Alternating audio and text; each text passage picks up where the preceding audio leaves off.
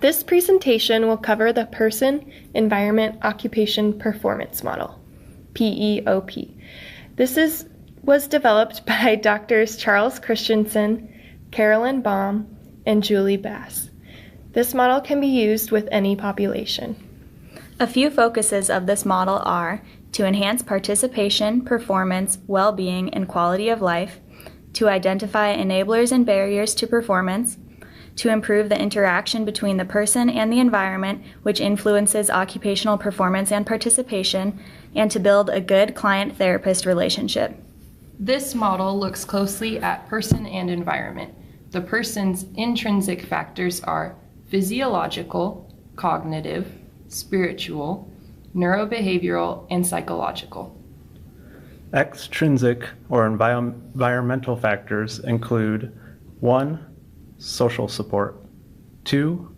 Social and economic systems, 3. Culture and values, 4. Built environment and technology, and 5. Natural environment. The model considers occupation, which is the structure of a task, and performance, which is the actual act of doing the task.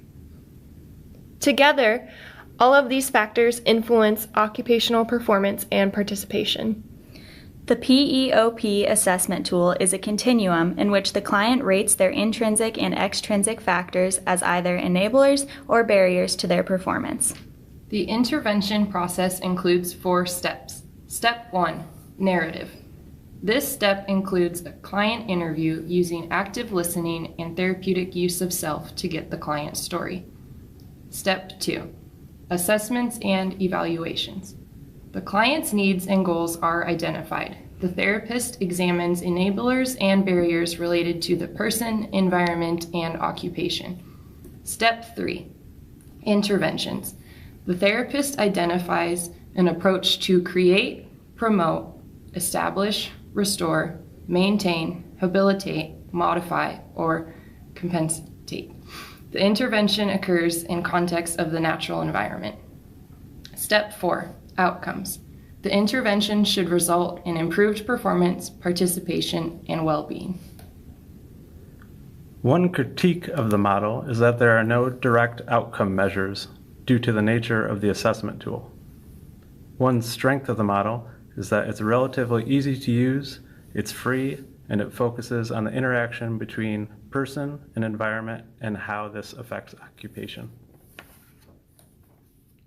Now for a case study. Sam Smith is a 23-year-old college student at EWU. After a recent psychotic episode, she has been diagnosed with paranoid schizophrenia. She enjoys hiking, soccer, and watching movies. She moved from Minnesota for college, and she is only able to visit family during holiday breaks. Recently, she hasn't been communicating with her family and friends back home. She lives with a roommate who has become a close friend.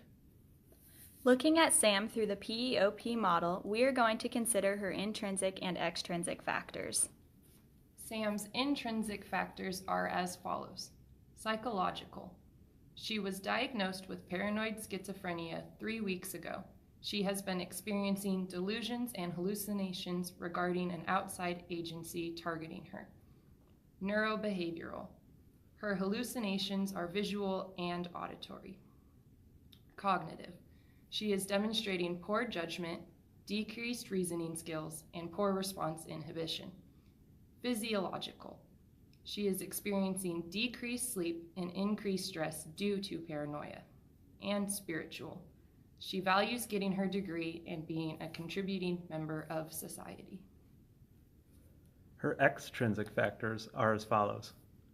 Her social support is limited due to family being out of state. However, she has a close friend that lives with her on campus. Under social and economic systems, we must consider that she needs to maintain full-time status as a student to continue living on campus and continue receiving scholarships and health insurance. Culturally, Sam interprets lack of eye contact with strangers on campus as a threat. When considering her built environment, we need to be aware that she currently is not attending class because she avoids a building on campus due to delusional beliefs about that particular building. While assessing current enablers and barriers, Sam evaluated herself as follows.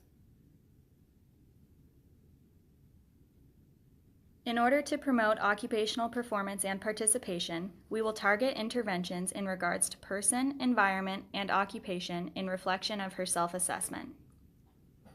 Specifically, we will facilitate this by creating environmental memory cues to promote medication management. We will educate her roommate on warning signs of an episode, communication strategies, and resources readily available on campus. We can aid in creating a planner schedule to establish routine of ADLs and IADLs to decrease her stress. We can also modify her environment to compensate for paranoia by creating a safe space.